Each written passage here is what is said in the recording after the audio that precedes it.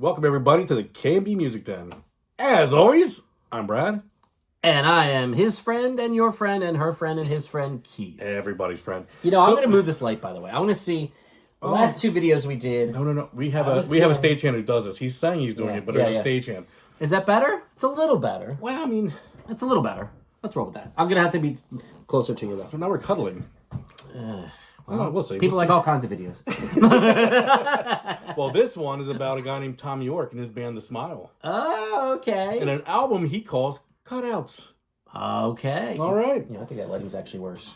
Yeah, I think it is. All right, there we go. Whatever. It's bad either way. It's light. But I'm in a dim light, which is probably better for our viewers. It's because that hat. He's got a hat on blocking the sun. You do not want to see what's going on under here today. Nor on mine.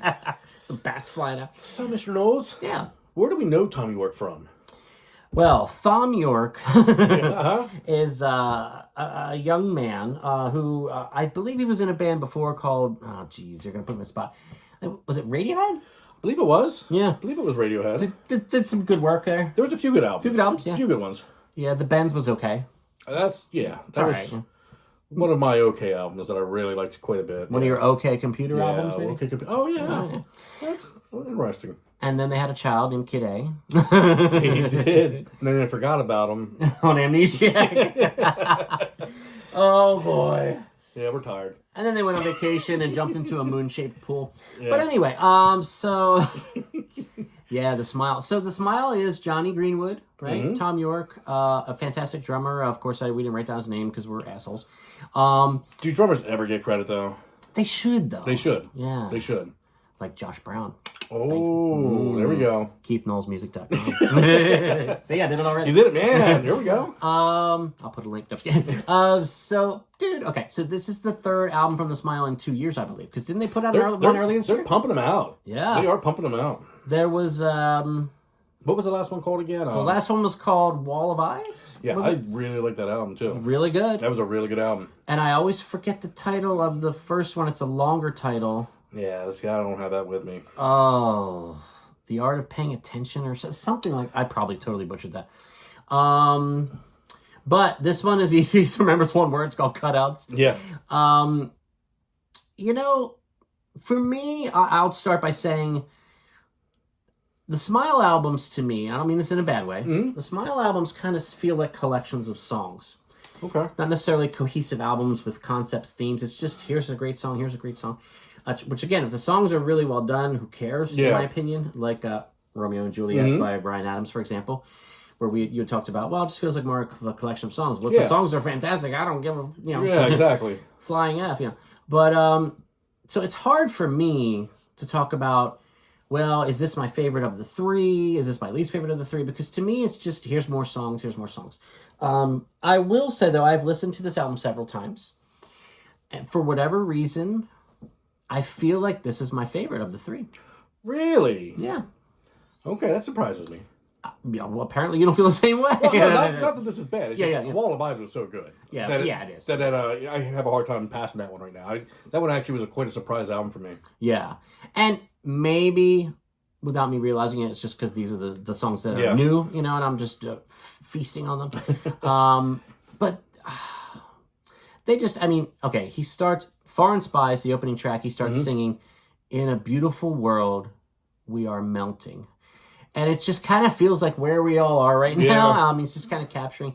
And as usual, the vibe of the music, he gets lyrics in there to fit them perfectly. He does. This seems like a band to me that jams on stuff and then he breaks songs. Which is a cool way to do music, especially when you have such talented people. Now, would you say that means it's lyrically it's an afterthought, what's going on, or? Not necessarily. Okay. Not at all, actually. I just think it's and again, I'm speculating. Okay. A mildly educated guess on my part is I see these guys as guys that get together and just someone's got a riff, someone's got a beat, and they just jam and they get a groove, they get a kind of a loose structure to the song, and then Tom York just goes about his business. Goes about his business and makes it from a jam into a song. That's my guess. As opposed to, in some band, I've been in bands, and I know a lot of bands that, someone will just come in with a song and then just, all right, everybody figure out what your part is, which that works really well too. Yeah, it sounds easier, but... Yeah, it's probably more common, I think. So But, as usual, you with the smile, what are you going to get? You're going to get creative, complex rhythms. But they draw you in and they become immediately familiar, in my opinion. Some bands that are, doing like math rock or whatever. Yeah. This stuff, if you listen to it and you analyze it or get your head really into it, you can be like, wow, this must be really hard to play. Yeah. But it doesn't feel off-putting. It doesn't feel like it welcomes you in some way, which I don't know if I'm making sense. But It's comfortable. It's a comforting album. there we go. For me, see, I don't know if you'll pick up on this or not. Probably not. Well, like you said, the themes lyrically, it doesn't seem to be tied in or whatever, like you're saying. But I felt musically, and this might just be me, just because it's Tom York pulling something out of my ass. But I felt like compared to Wall of Eyes, this one had more of the Kid A version of what would have been the bends on the Wall of Eyes. Like there was a little more experimentation going on in this one. I felt Yes. with the drum sounds. There were some different beats, like some stuff almost sounded like African tribal beats in some parts, and Yeah. I felt this had a little bit more experimentation going on musically, I think I agree with that. which I enjoyed. I mean, I enjoyed it. Yeah, I mean, I think, there's a lot of synths on this stuff with the smile. There's a lot of great guitar work, obviously. If you got Johnny Greenwood in the room. That's a given. Jesus. Wow. I mean, it's hard to say he's underrated because he's very rated. But I still think he's underrated. What's more important to the Radiohead or the Smile? Would it be Johnny Greenwood or would it be Tom York? It's a tie, man. Yeah? It's a tie. Because I can't necessarily see the one going very far without the other at this point. Yeah, I think they're two heads of the same snake at this really point. are, I really do. I mean, I can't imagine one without the other. Yeah. I mean, now Tom York's done things without him. Atoms for Peace, wasn't that with like Flea and someone else? Oh, yeah. And then he did some solo stuff. I don't think Greenwood was on that. That was more like, laptop electronic kind of stuff, like the Eraser and stuff like that. Cool stuff. And Greenwood never really branched out and did anything on his own, did he? Well, he's done a lot of the movie scores. And yeah, stuff. movie scores. Yes. Yeah. Okay. I do remember that. Yeah. Yeah. Which that's a whole different beast. But yeah, I mean, as I was listening to this stuff, I was like, man, like I don't think these guys are capable of crap. Well, that's the problem. There's certain bands that are just like that. You got Tom York, Greenwood. They're not going to throw you a bad song. Yeah. I don't think it's possible. I don't think they'd put it out if it was. Yeah.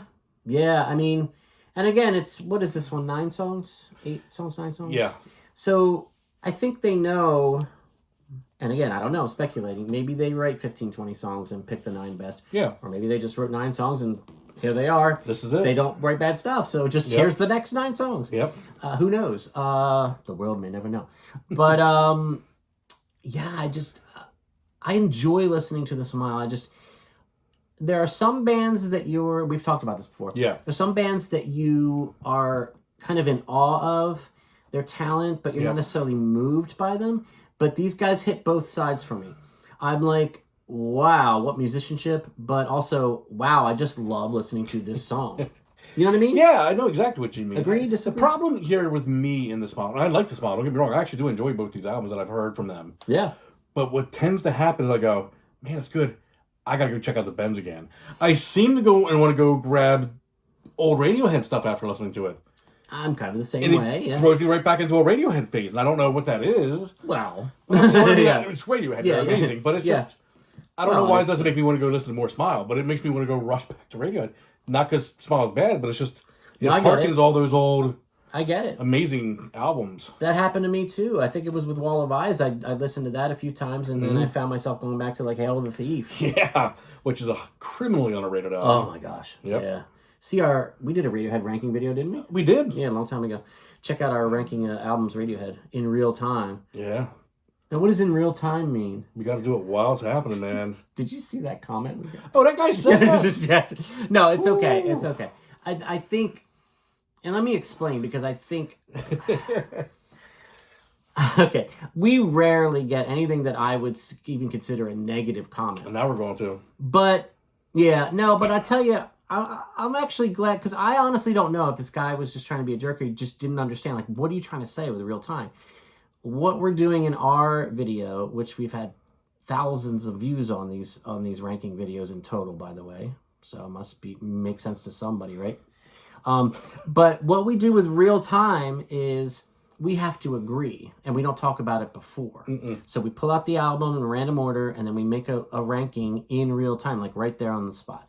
So that's what we mean. We didn't mean the opposite of fake time or whatever that comment was. So genuinely, it makes it fascinating because I'm genuinely trying to explain to the person. I'm not trying to be a It makes it interesting because it allows us time to actually debate the albums based on merit and decide while they're there. Yeah. Instead of really just, writing it out and here's our list. And and it's just... How boring is that? Yeah, so it was kind of a unique twist on ranking albums that we thought was unique and seems to... I mean, the REM one is up to almost 5,000 music.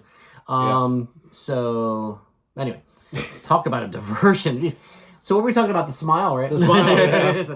So, yeah, dude. But again, like I talked about before, more of a collection of songs and this is a thought out concept of an album. Again, like Romeo and Juliet by Ryan Adams. To me, just great songs. So what does it matter? There are great riffs on this album, as you would expect with Johnny Greenwood in the room and Tom York in the room. Smile or Radiohead, you're going to get great riffs. Especially a lot of people there seems to be a lot of people talking about a song on there called Zero Sum. I believe it's the third song. Yeah. A lot of people are really latching onto that one. I can hear why. And there's a song on there called Eyes and Mouth, which is just really like that fast picking riff where it's just like, again, it's like, whoa, how could you play that? That's so impressive. But then it just becomes comfortable, like you said. It's not just like, oh, look at me show off how fast I can play. It's a good song. It's a great song. For lack of a better way to put it. No, I mean, for me, when we base it, we always say stream, buy it on vinyl, or skip it altogether. This is right in the middle between buy on vinyl and stream. If I found this at a good price at a vinyl store, I'm buying it. Yeah. I'm not going to go running to buy it. Yeah. But if I see it, I would buy it. I enjoyed this. But you would probably buy Wall of Eyes before you'd buy this one. If I were both there, yes, I would. I'd grab Wall of Eyes first. Yeah. And I get that. Maybe as I live more with this one and then go back to the first two, maybe I'd feel the same way. Again, maybe just because this is new to me, but there's something about these songs that they stuck with me more than the first two albums. Okay. Maybe, I don't know. Don't Get Me Started is a really... Don't get me started on that song. That's great. Speaking of that, I'm going to quote some lyrics here. But before I do, speaking of lyrics, if you actually listen to the lyrics that Tom York sings in his entire career, but especially on this album and the Smile stuff, there's a lot of dark subject matter. Oh, Tom Green, yeah. I mean, Tom York, Tom Green. Tom Green. Tom Green's dark too. My bubba's on your lips. Oh, yeah. Tom York, he can really get in there with some of that. I mean, dude, isolation, lonely feelings. I mean, he's good at that. And just the way, the things going on with the world and looking at the big picture of life. This is how I described it. Oh, I think I'm so profound. Listen, everyone. No, but this is what I came up with. I think he's very good at coming up with world-weary reports of our global dysfunction. It is. I mean, that's pretty much spot on, honestly. That's what I get from him. Yeah. He's the brilliant one. Trust me, I know. Oh, that. It's not the case. I meant Tom York. No, but that's true. But okay, don't get me started. The song starts with these lyrics. Talk about dark. I'm not the killer. Don't get me started. I'm not the villain. Choose someone else. Right? Mm-hmm. Right? You want some more? Here's some more. The song Bodies Laughing, which I believe is towards the end of this album. Here's some lyrics. Slipping in the mud. You're falling on your ass. You're falling through the glass. And everybody's laughing.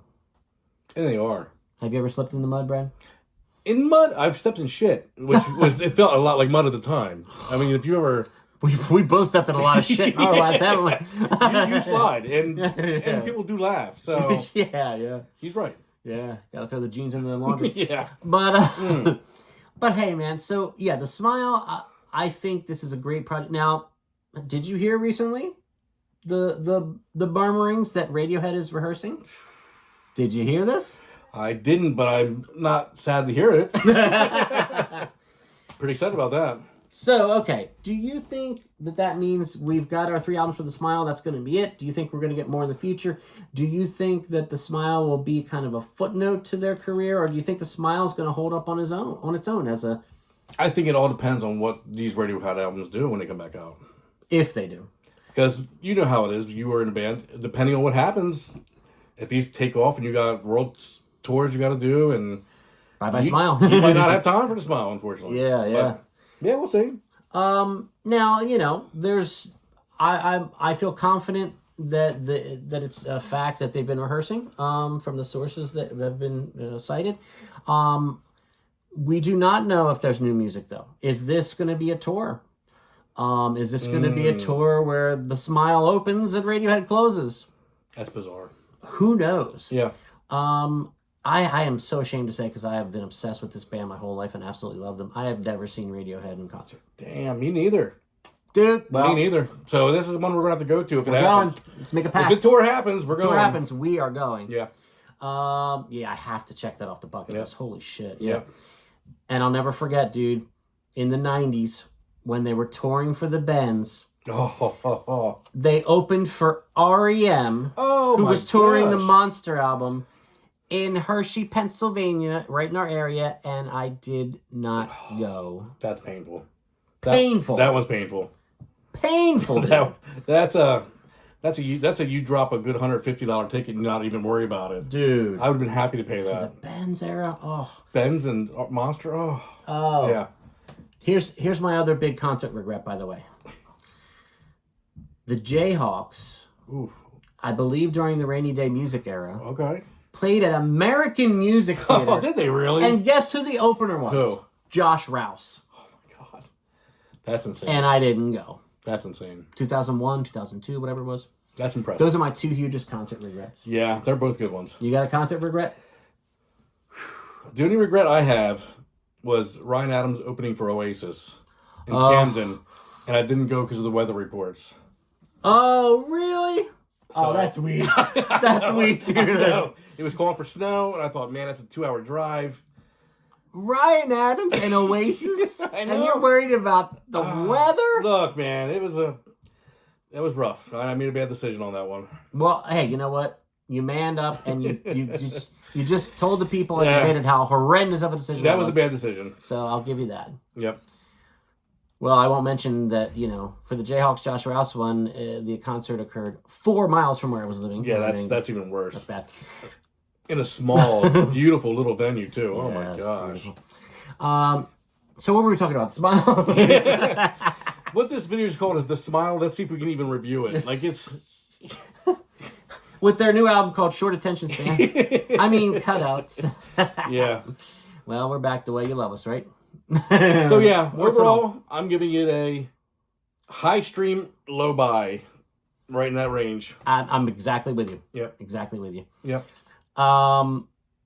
Yeah. So I do, it makes me want to revisit. I did a bit, but it makes me want to revisit, kind of listen to all 3 in a row and wrap my head around a ranking a bit more.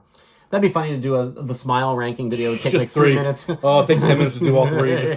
Just shuffle them around. Oh, what's the first one going to be? Yep. That'd be funny. So, guys, The Smile. Drop your comments. What do you think of the new album, Cutouts? And by the way, that title, Cutouts, when I first heard that, did you think this was kind of going to be like songs that didn't make it onto the first 2 albums or just like B-sides? I thought B-sides. It doesn't feel like that, though. It's not. Yeah. But it did. The album title sounds like B-sides. Yeah. That's an interesting choice of title there. So let us know what you think of the new album.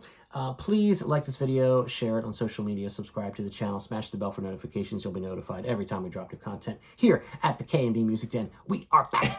And we're so happy to be back with you. Thank you for your patience and your support. And we will be back with more album reviews, Goldilocks game, real-time rankings. Real-time rankings. In real time. Not fake time. See you guys soon.